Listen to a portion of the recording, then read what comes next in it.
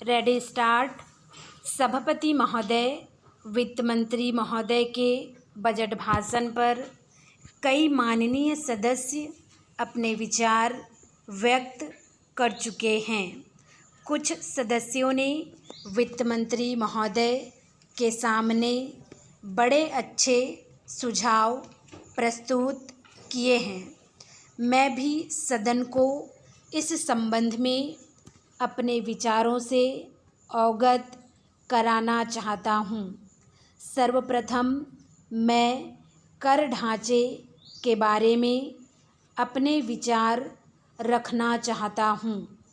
Budget में करों में कुछ छूट दी गई है, किंतु कुछ चीज़ों पर कर बढ़ाए गए हैं जो आम आदमी के प्रयोग में नहीं आती है।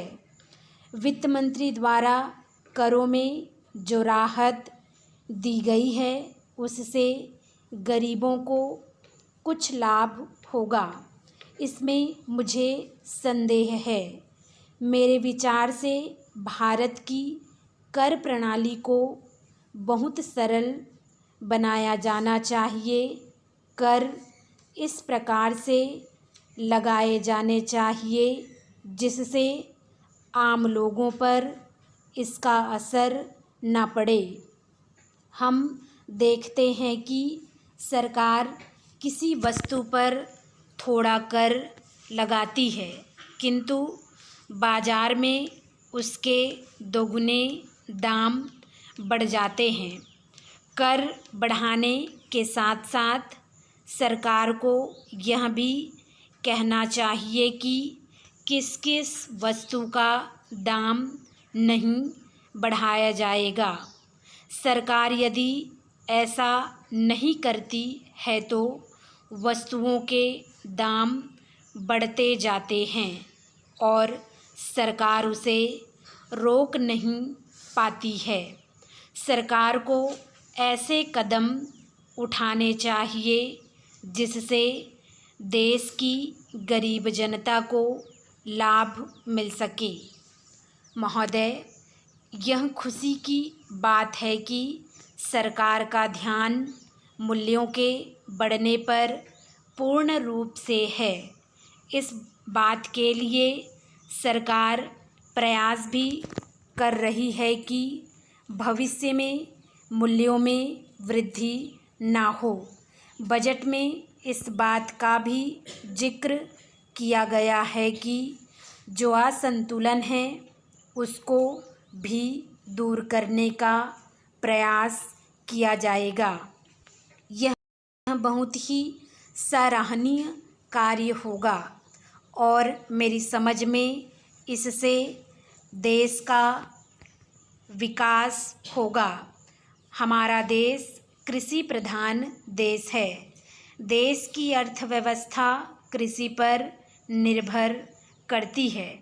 बजट में किसानों के लाभ के बारे में कोई जिक्र नहीं किया गया है।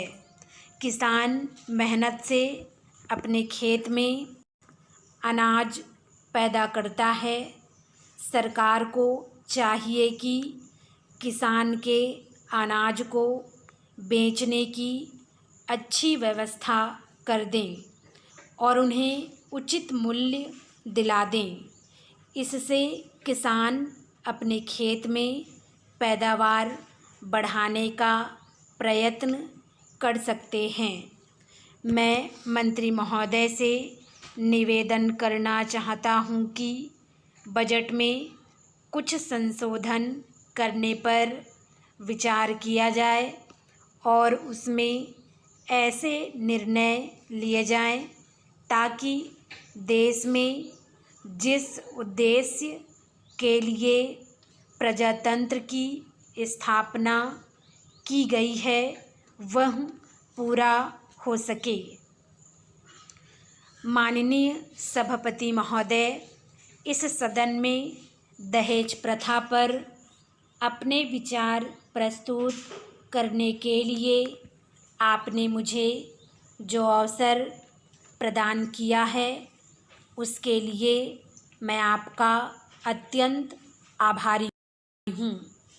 इसके लिए मैं आपको हृदय से धन्यवाद देता हूँ।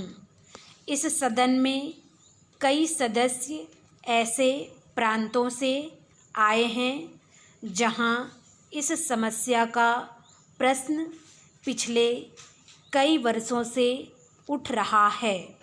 सबसे पहले यह प्रथा पश्चिम बंगाल में थी, जो अब धीरे धीरे अन्य कई राज्यों में भी फैल रही है और ऐसा लगता है कि प्रति वर्ष इसमें कुछ ना कुछ वृद्धि ही होती जा रही है।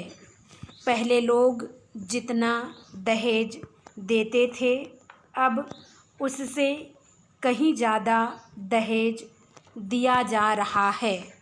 यदि इस पर तत्काल रोक न लगाई गई तो इसके और गंभीर परिणाम सामने आ सकते हैं। इस प्रथा को रोकने के लिए सरकार को कड़े से कड़ा कानून बनाना चाहिए ताकि इस देश की गरीब जनता कर्ज के बोझ से निकलकर अपने बच्चों का पालन पोषण भली प्रकार से कर सकें। सरकार ने अभी तक इस समस्या के समाधान के लिए जो भी कानून बनाए हैं वे इस पर नियंत्रण पाने में सफल नहीं हुए हैं तथा उनसे अब किसी तरह के सुधार की कोई अपेक्षा भी नहीं की जा सकती है। सभापति महोदय, मैं चाहता हूँ कि इस सामाजिक अपराध को रोकने के लिए ऐसा कानून बनाया जाए कि समाज के उच्च वर्ग के प्रभावशाली लोग इस कुप्रथा को और आगे ना बढ़ा सके तथा दहेज देने का यह सिलसिला अब समाप्त हो सके। धनी लोग ही इस कुप्रथा को बढ़ाने के जिम्मेदार हैं, क्योंकि वे अपने बच्चों की शादियों में ज़्यादा से ज़्यादा दहेज देते और लेते हैं। अच्छा तो यह होगा कि समाज के कुछ विशेष चुने हुए लोगों की ऐसी समिति गठित की जाए जो कि दहेज के लोभी लोगों पर नज़र रखें और दोषियों को सज़ा दिलाने में सहायता करें। महोदय, ऐसे बहुत से मामले मेरी जानकारी में हैं जिन पर पुलिस द्वारा कभी कोई कार्रवाई नहीं की गई है और इन मामलों में जो दोषी लोग हैं वे बिना किसी डर के स्वतंत्र रूप से घूम रहे हैं। ऐसे असामाजिक तत्वों को कठोर दंड दिए जाने का प्रावधान नए कानून में किया जाना चाहिए, परंतु कानून बनाने से ही हम इस सामाजिक बुराई को दूर नहीं कर सकते हैं।